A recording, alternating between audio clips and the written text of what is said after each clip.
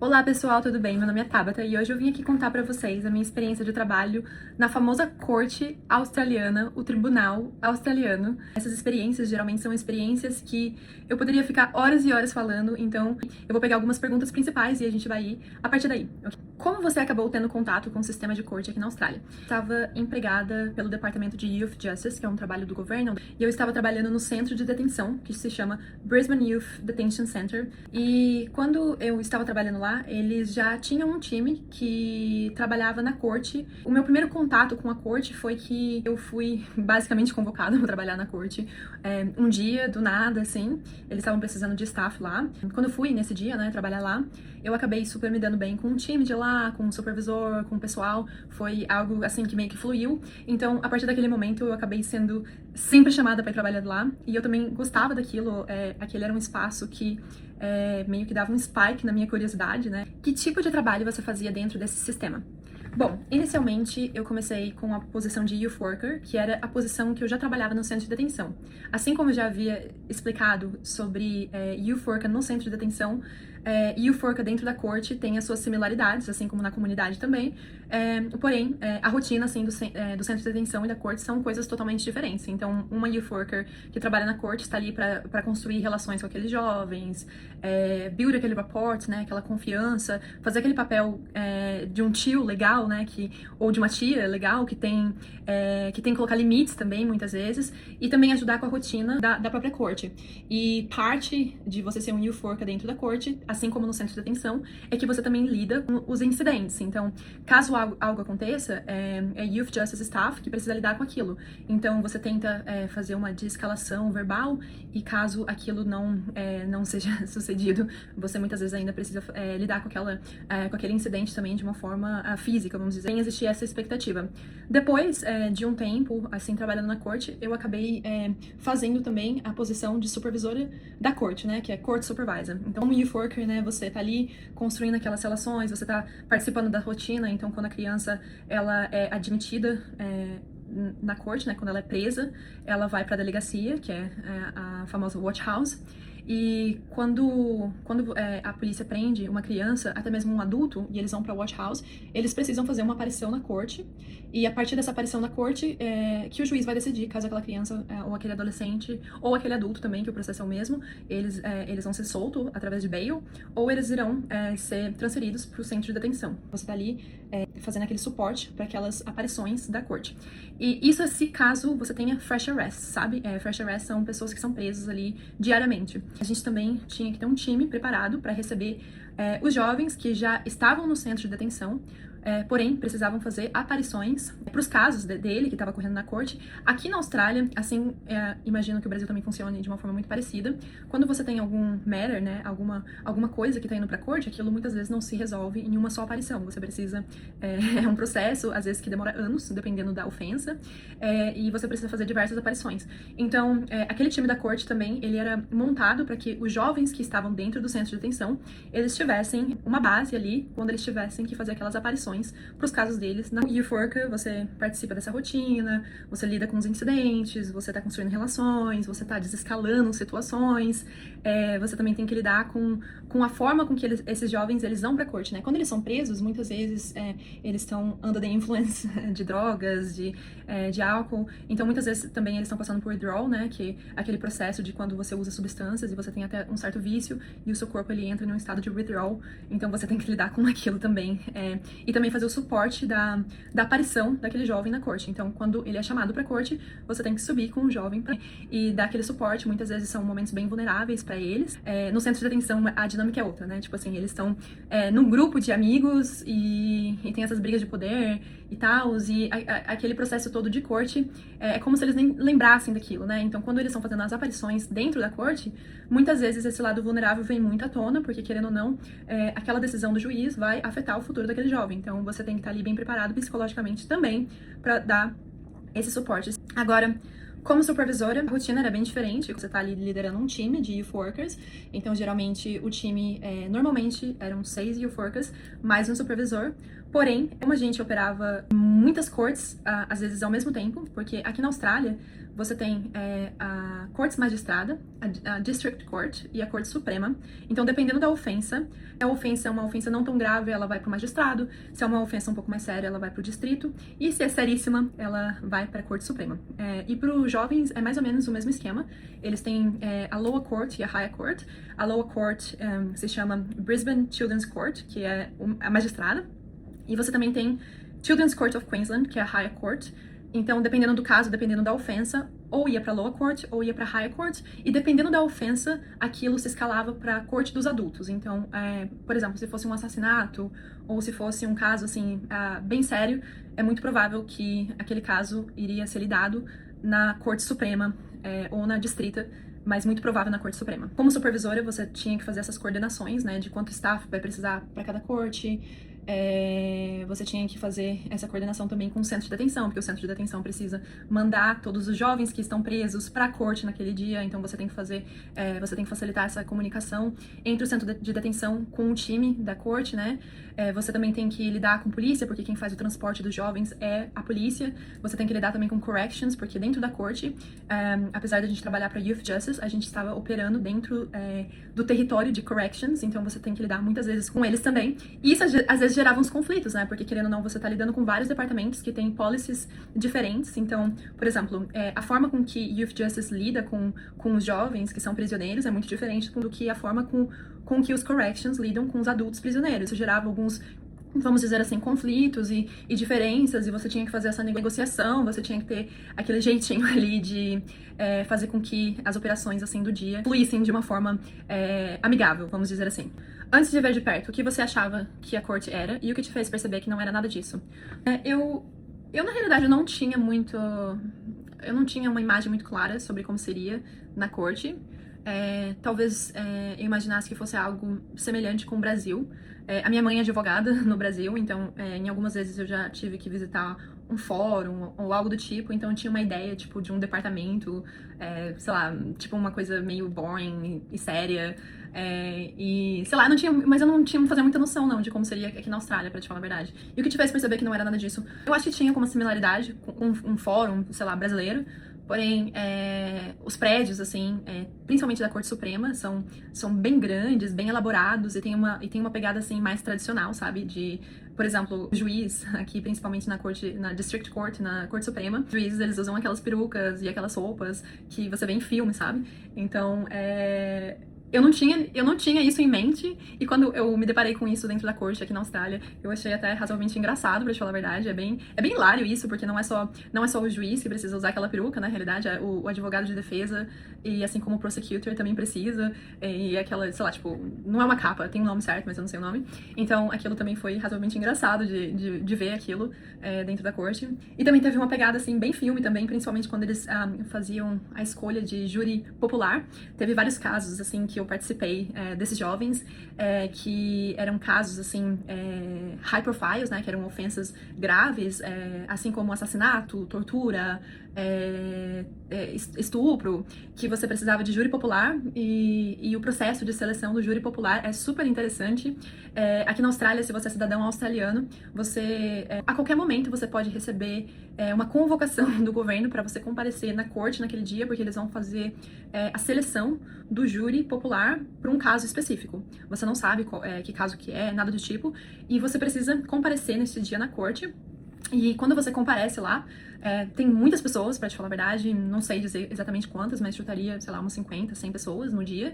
E aí, você tem, tipo assim, tem uma parte, como se fosse 3 partes a corte. Aqui tem a parte da audiência, né, do público. Aí aqui tem um bench que fica o advogado de defesa e o prosecutor. E aqui tem, tipo, como se fosse um palco que fica o juiz, o bailiff, o ajudante do juiz e tal. Eu não sei direito esses nomes em português, pra te falar a verdade, então eu não vou citá-los aqui. Mas fica aquele time todo do juiz ali, inclusive o bailiff.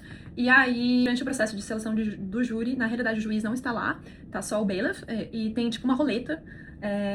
Ele tá com aquela roupa bem tradicional também, com aquela capa e tal, não sei o quê. Aí tem, tecnicamente, uma roleta que eles giram e eles selecionam um papelzinho aleatório. E aquele papelzinho vai ter o nome de uma pessoa que foi convocada ali pra corte. E a partir, e assim que eles leem o nome daquela pessoa, aquela pessoa tem que falar presente e fazer tipo um desfile na frente do advogado de defesa e como do prosecutor. Tanto o advogado de defesa como o prosecutor, eles têm algumas chances, assim, vamos dizer, de recusar aquele júri ou de proceder com aquela pessoa que foi sorteada. Então, a pessoa vai lá, faz tipo um desfilezinho na frente, e aí tanto a defesa como o prosecutor, eles podem falar sim e não, ou challenge um ao outro, e aí eles vão montando o júri popular a partir disso.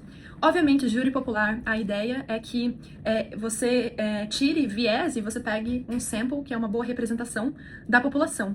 Só que, na prática, você vê que esses júris, eles não são muito selecionados para não ter viés, eles são selecionados estrategicamente para que eles sejam mais inclinados ao seu caso, sabe? Então, por exemplo, se eu sou um advogado de defesa e eu estou defendendo o meu cliente que está sendo acusado de abuso sexual, provavelmente, e se ele for um homem, provavelmente eu quero um júri popular com a maioria homem do que mulher, se faz sentido. Então você vê muito essas dinâmicas, né, que eles estão querendo alguns júris específicos para que aquilo seja meio que vantajoso, né, pro caso deles, tanto da defesa como do prosecutor. E aí, quanto se ganha trabalhando com isso? O salário de youth worker é igualzinho do centro de detenção, então eu trabalhava lá de uma forma casual, na época era $45 a hora, só que isso provavelmente já mudou. Você também tem sindicatos que estão constantemente agindo em pró aos trabalhadores. Quando o mundo ele passa por crises e recentemente agora até com a gasolina, você vê os sindicatos eles lutando para que esses departamentos façam um ajuste do salário por hora para equilibrar com o custo de vida, né? Porque querendo ou não, o custo de vida subiu bastante nesses últimos anos aqui na Austrália. Então eu imagino que esses $45 por hora esteja bem perto dos 50, se não 50. Quando eu trabalhava como supervisora, o por hora era $55 a hora, que eram $10 de diferença. E isso fazia uma diferença bem grande, pra te falar a verdade, no seu salário. No centro de detenção, como na corte, você sempre ganha por quinzena, né? Então, trabalhando mais ou menos 38 horas por semana, às vezes um pouquinho menos, às vezes um pouquinho mais, o seu salário podia variar de mais ou menos de $3.000 a quinzena a $5.000 a quinzena, entre $6.000 a $10.000 ao mês, né? Vocês têm um salário bom, o centro de detenção especificamente tem um salário bom, porque tem os seus riscos, né? Como eu tenho bastante público aqui que mora no Brasil também, eu vou fazer uma leve conversão de Australian Dollars para real, seria mais ou menos 6 shifts na quinzena, 20 mil, 7 shifts na quinzena, 25 mil, 8 shifts na quinzena, até 31 mil reais por mês, o que é razoavelmente alto, pra te falar a verdade. Depende muito do tanto de horas que você vai estar trabalhando naquela semana. O centro de detenção, os shifts eram de 12 horas, né? Você entrava às 7 da manhã e saía às 7 da noite, ou se não, você fazia das 7 da noite até às 7 da manhã. O centro de detenção, ele é 24 horas, ele nunca para. A corte é bem diferente disso. A corte, os horários em business hours, né? Então é de segunda a sexta. E o shift, se eu não me engano, começava das 8h30 da manhã ou das 8 da manhã e iria até a última criança ser transportada de volta ou para o centro de detenção ou pela watch house. Então, às vezes você, num dia normal que tudo fluiu bem, você terminava às 4h30 da tarde, 5. Em um dia que você tá bem busy, tem várias aparições, você recebeu fresh arrests no meio do dia, ia ser muito mais tarde. Eu já saí da corte 8, 9 horas da noite, pra te falar a verdade. Mas, obviamente, você ganha hora extra, então, se você passar daquele horário base ali, a sua hora extra é praticamente double time, o que é quase $100 a hora, o que vale bastante a pena, e se você tivesse como supervisor, é quase $110 a hora. Como é o ambiente lá dentro, no geral, é como as pessoas imaginam, tipo filme. Como eu já contei um pouquinho pra vocês, tem bastante essa pegada de filme. Eu trabalhava na corte, tanto na magistrada, quanto na Corte Suprema, aqui em Brisbane, né, no estado de Queensland. Brisbane é a capital de Queensland, então a Corte Magistrada e a Corte Suprema, que eu trabalhava, é a maior corte do estado inteiro. Então, o prédio, principalmente da Corte Suprema, da Distrito, era bem bonito, umas construções bem amplas, bastante madeira, madeira clara. Tem o palco, assim, do juiz. Aqui na Austrália tem essa pegada bem formal, que eles usam essas roupas, né, essas perucas, essas roupas formais e tal. Advogados, todo mundo que trabalha tem que ir, tipo, bem formal mesmo, de terninho e tal. Prisioneiros, dependendo da corte que você tá, eles podem estar, se é uma corte que você precisa ter high security, então eles ficam tecnicamente falando no meio, assim, da corte, em um vidro, tipo, numa caixa de vidro, e se for um caso mais tranquilo, assim, na realidade, eles ficam numa arinha ali que é tipo um cercadinho, assim, baixinho, só que eles ficam naquela área. Na realidade, se eles quiserem pular dali, é razoavelmente fácil, mas geralmente eles colocam os presos que não tem tanto risco assim. Que tipo de situação você via com mais frequência dentro da corte? Eu acho que tanto dentro do centro de detenção, quanto na corte, né? Os casos, assim, mais comuns que você via era jovens que roubavam carros. Geralmente eles estavam under the influence of drugs, eles estavam com efeito de algum tipo de droga, principalmente metafetamina. Aqui na Austrália, metafetamina é uma febre, entendeu? Entre jovens. E adultos também. É uma droga barata, feitos de metafetamina. Geralmente você usa aquilo e você fica acordadão, assim, por 3 dias, praticamente. A sua pupila fica toda dilatada e, sei lá, você tem uma energia, uma disposição muito grande. Mas você fica bem chapadão, assim, vamos dizer assim. Então você via muito jovem sobre esses efeitos, roubando carros, né? É bem comum, é uma das ofensas mais comuns de invasão de propriedade. E aí, nisso que eles invadiam a propriedade, eles acabavam pegando a chave do carro, roubando o carro.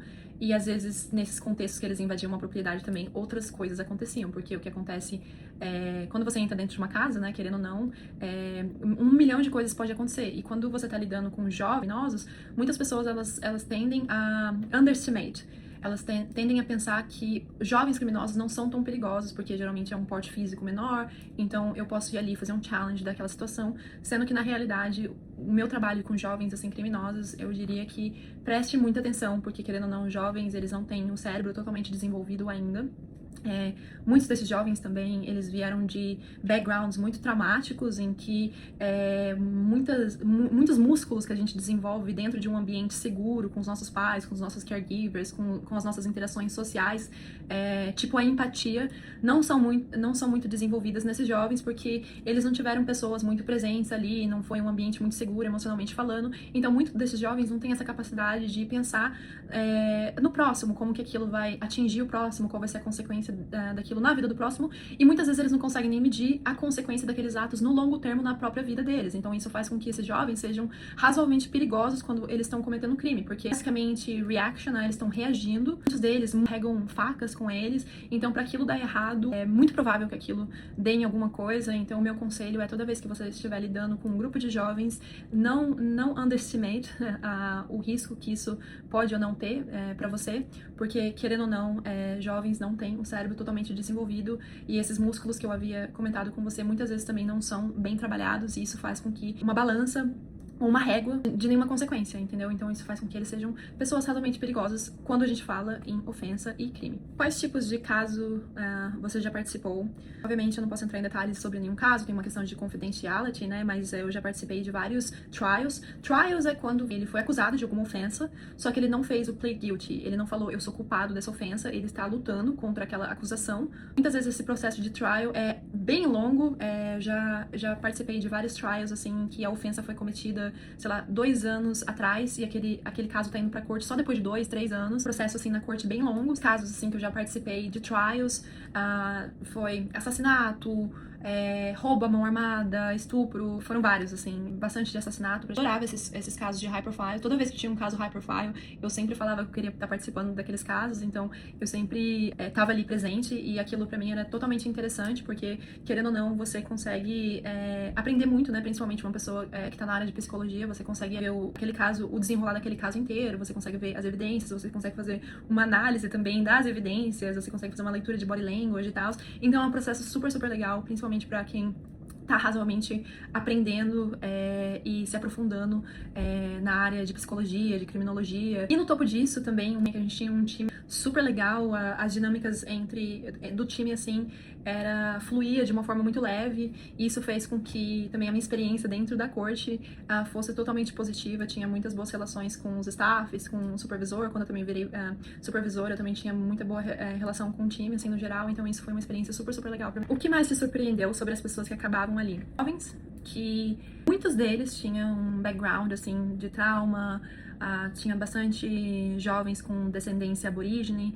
Aqui na Austrália é um país muito multicultural, então tinha bastante... Algumas culturas também tinham nada em excesso em comparação com jovens aborígenes, e australiano branco também, que às vezes tinha um mix ali aborígene e tal, mas assim, tinha algumas culturas que também estavam presentes no centro de atenção. Eram bastante sudanis, africanos sudanis, que as famílias vieram como refugiados, então você via também um alto índice de youth crime nessa população, assim como neozelandeses. Mas tanto sudanis quanto neozelandeses era pouco pouco em comparação com os australianos mesmo. Outra coisa que eu percebi também é que nem todos os casos também eram de jovens que tinham trauma background, que tinha algum tipo de problema dentro de casa. Você também via jovens, assim, com famílias totalmente funcionais, pelo menos na superfície, né, nesse olhar mais na superfície de quando eles faziam as aparições e as famílias estavam ali presentes. Eu já vi jovens, assim, com a família que os pais são médicos e advogados, enfermeiros, enfim, são famílias funcionais, e também tinha jovens desses backgrounds também ali no centro de atenção. O que você acha que as pessoas de fora entendem errado sobre esse sistema? Primeiramente, eu acho que antes de responder disso, eu queria citar algo, assim, que também me surpreendeu dentro do centro de detenção, que foi contextos políticos e como esses contextos políticos, eles meio que influenciam o sistema de corte no geral. Um dos problemas comunitários aqui da Austrália é youth crime. Em vários estados, mas principalmente Queensland, a taxa de youth crime é razoavelmente alta. Então, quando você está em época de eleição, geralmente a oposição tende a julgar esses problemas comunitários como táticas políticas, né? De você tentar meio que destronar algum político ou se reeleger falando que você vai fazer tal coisa e tal coisa. E também toda vez que algum high profile, algum caso assim de jovem ia para os jornais, lembrando que aqui na Austrália você não pode citar nomes de jovens nos jornais. Então você pode até ver um crime que relaciona algum jovem, mas nunca vai ter informação pessoal daquele jovem. Mas quando existia jovens que estavam envolvidos em algum tipo de caso que era high profile, que foi pra mídia e tal, você via a mídia caindo muito em cima, e esses contextos políticos também fazia com que existisse uma pressão nos juízes e no sistema de corte, assim, no geral, para que as sentenças fossem mais duras, vamos dizer assim. Então, as sentenças, elas ficavam muito mais rígidas e ninguém conseguia sair em bail. Das coisas que eu acho que as pessoas entendem razoavelmente errada é que, principalmente a população australiana, tem uma tendência a julgar muito o governo pelo estar fazendo ou estar deixando de fazer. Essa visão, muitas vezes, é uma visão até superficial, porque quando você trabalha com jovens, assim, complexos, e quando você também está falando pessoas que foram impactadas pela colonização e por outros fatores, assim, que faz com que aquela família, aquele núcleo familiar não funcione de uma forma, assim, normal, né, tem um level de dysfunctionality, para você gerar alguma mudança naquele sistema, o crime, né, aquele comportamento, na realidade, ele é muitas vezes a consequência de muitos outros problemas muito enraizados, e você combater o crime aqui na Austrália, muitas vezes significa que você tem que olhar para aquele núcleo familiar. Quando você olha para aquele núcleo familiar, você consegue identificar diversos problemas que são bastante enraizados, e isso faz com que esses casos sejam altamente complexos, e você critica o governo, falando que o governo não está fazendo isso, ou está deixando de fazer aquilo. Na realidade, o governo da Austrália, se eu ser bem sincera com vocês, eles têm muitas coisas, eles têm funding, né, fundos, assim, que vai para diversas organizações, para que essas organizações, elas criem programas para combater o crime, para reabilitar esses jovens, para providenciar um suporte para a família, e tem bastante dinheiro que roda dentro dessas organizações, bastante funding que roda dentro desse sistema todo, porém é um assunto muito complexo, e quando você está tentando gerar mudança dentro de uma pessoa, não só basta você oferecer recursos, você ainda precisa que aquela pessoa faça também a parte dela, te encontre ali no meio, e você gerar essa motivação para que a pessoa te encontre ali no meio, muitas vezes é algo difícil. Então, não querendo aqui proteger o governo ou ser advogado do diabo, mas eu sei que muitas vezes tem um julgamento raso sobre esse sistema, e só quem já trabalhou nesse sistema sabe que isso é um assunto muito, muito complexo, e soluções, assim, práticas e imediatas é bem difícil, assim, de você encontrar, sabe? Você sentia que o sistema realmente ajudava, ou às vezes parecia um ciclo? Cara, o sistema, de uma forma ampla, tenta ajudar. O sistema da corte, muitas vezes, é um ciclo, porque muitos desses jovens, assim como os adultos, eles são reoffenders. Então, a maioria das pessoas que estão lá, não é a primeira vez que elas estão lá, elas têm passagens lá, entendeu? Então, você é preso aqui, fica, sei lá, algumas semanas, alguns meses fora do centro de detenção, e aí logo depois você comete outros crimes e você acaba indo pro centro de detenção de novo, e muitas vezes você vê, assim, crimes razoavelmente sérios, com uma sentença razoavelmente leve, e se você fica pensando, às vezes vale a pena ter postura até um pouco mais rígida, para que aquilo não seja algo meio que banalizado, né? Tipo assim, se as minhas sentenças são leves, isso não vai ser um protective factor que vai fazer com que eu não cometa crimes. E uma coisa, assim, que eu me surpreendi também é que muitas sentenças, ela não é acumulativa. Então, você paga... o preço que você fica preso, ele não se acumula quanto mais crime. Você paga pelo crime mais sério. Então, por exemplo, vamos dizer assim que eu matei uma pessoa, e eu roubei 10 carros e eu invadi 12 casas, o crime mais sério, tecnicamente, é o assassinato. Então, todos esses crimes, eles não vão ser acumulativos de tempo. Eu vou poder cumprir a minha sentença concorrentemente. Eu não sei se essa é uma palavra certa em português, mas aqui na Austrália é concurrent. Eu vou pagar por todos esses crimes só nesse tempo e eu vou ficar lá pelo tempo do crime mais grave que eu cometi. Então, isso também muitas vezes faz com que, se eu já coloquei o pé na jaca, então eu vou enfiar o meu corpo inteiro na jaca, né? Tipo assim, cara, se eu já fiz algo muito sério que eu vou ficar anos e anos na cadeia, então praticamente eu posso ir ali e fazer um monte de outras coisas, porque isso não vai mudar em muita coisa da minha sentença, se faz sentido. O que trabalhar com corte te ensinou sobre o comportamento humano?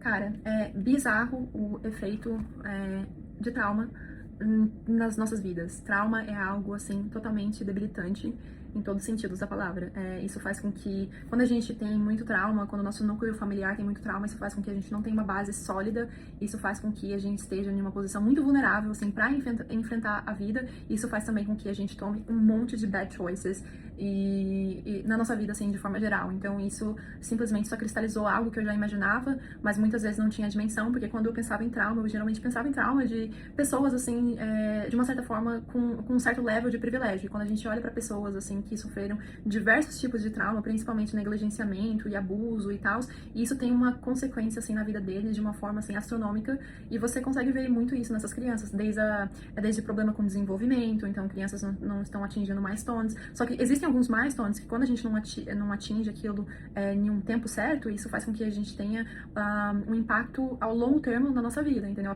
Apesar da plasticidade, assim, do nosso cérebro, isso faz sentido. Então, você vê, assim, problemas de aprendizado, você vê problemas de socialização, você vê vários tipos de diagnósticos sendo meio que acquired durante a vida, né? Porque a gente também não desenvolve alguns músculos, assim, algumas partes do cérebro que precisa ser desenvolvida pelos nossos caregivers. E, enfim, e você vê trauma geracional também, de populações, né? E o impacto disso. Algo que eu vi aqui na Austrália, que é muito presente aqui na comunidade australiana, quando você trabalha com a comunidade australiana, é o impacto da colonização. A Austrália é um país que foi colonizado razoavelmente recentemente, então, para muitos grupos, principalmente o grupo aborígene aqui, eles foram marginalizados, eles tiveram que sair da terra deles. Tem uma questão toda da Stolen Generation, né, que o governo basicamente retirou as crianças dos pais, então essas crianças, elas praticamente cresceram sem nenhum contato com a família, com a cultura, com a língua, não sabem quem é a base, de onde vem, nada, e essas crianças são os adultos de hoje que estão tendo filhos, eles tentam que talvez se desculparem, eles fazem ações para que os aborígenes possam ter mais integração, enfim, mas isso é novo e ainda assim muito precisa ser trabalhado para que esses traumas eles consigam ser mais integrados dentro da comunidade australiana. Depois de ver tudo isso, o que mudou na forma como que você vê a Austrália? Eu acho, assim, muito parecido com o centro de atenção. Eu vejo que aquela visão romântica da Austrália que eu tinha, ela meio que se quebrou, sabe? Eu consigo ver a Austrália como um país, como qualquer um qualquer. Tem muitas coisas boas, é um país ainda, assim, comparado com o restante do mundo, com uma economia muito forte, tem um level de segurança muito grande também, mas também é um país que tem vários problemas comunitários e que, apesar dessas diversas coisas boas, você ainda consegue ver muitas coisas, assim, que acontecem no background, que não é muito exposta, que não é muito vista pelas pessoas, principalmente pelos imigrantes. Então, um tipo de risco pra você, entendeu? Então, você também tem que estar ligado nessas questões do país, principalmente se você é um imigrante que mora no país, é muito bom você entender a história do país, o contexto, assim, em que as pessoas vivem aqui. O que você aprendeu lá que ainda carrega hoje? Cara, como é importante você trabalhar em um ambiente que você se dá bem com as pessoas, que você tem uma cultura de trabalho boa, porque esses tipos de ambiente muitas vezes são ambientes pesados, que tem uma energia pesada, que muita coisa acontece, que as pessoas estão vulneráveis, que as pessoas estão bravas, e quando você tem um grupo de pessoas ali sólidos, que a energia flui, que a dinâmica flui, isso faz com que você tenha uma base muito grande, não só no seu ambiente de trabalho, mas muitas vezes também dentro da tua casa, né? Você ter relações boas com as pessoas e você fazer com que o seu ambiente seja positivo despite das circunstâncias. Isso foi uma grande lição pra mim dentro da corte, porque, querendo ou não, apesar de ser um ambiente razoavelmente hostil, eu acho que todos nós ali, as pessoas com que eu acabei trabalhando dentro da corte, foram pessoas, assim, positivas, que tinham um outlook positivo, assim, na vida, e isso fez com que eu crescesse bastante como profissional, mas como pessoa. E esses jovens também, sabe? Eu acho que muitas vezes, dependendo da situação, dependendo do que tá rolando, às vezes você acaba olhando pra eles de uma forma, assim, mais rígida, e aquilo vai se acumulando dentro de você, e é um exercício muito bom você sempre estar em contato com o seu lado empático, pra que o seu coração, ele não vire uma pedra, vamos dizer assim, entendeu? Então, esse também foi um ambiente em que muitos desses jovens que eu acabava lidando no centro de detenção, que eram jovens, assim, eles, naquele contexto de corte, você acabava pegando eles no one-on-one. Isso fazia com que, muitas vezes, você conseguisse ver esse lado bom deles, né?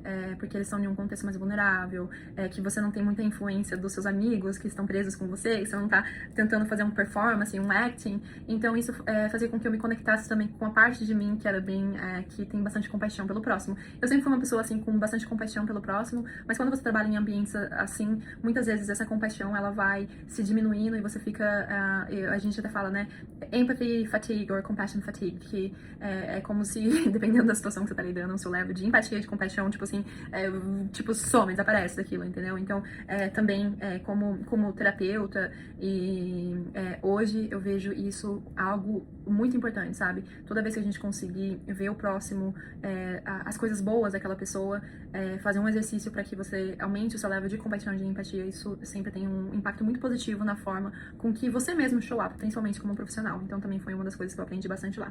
Bom, eu estou com medo que esse vídeo vai ficar totalmente gigante, porque é um vídeo, assim, que eu poderia ficar aqui horas e horas falando com vocês, então já tô querendo dar uma encerrada por aqui. Então, até mais, até o próximo vídeo, obrigada por assistir e beijos, até mais.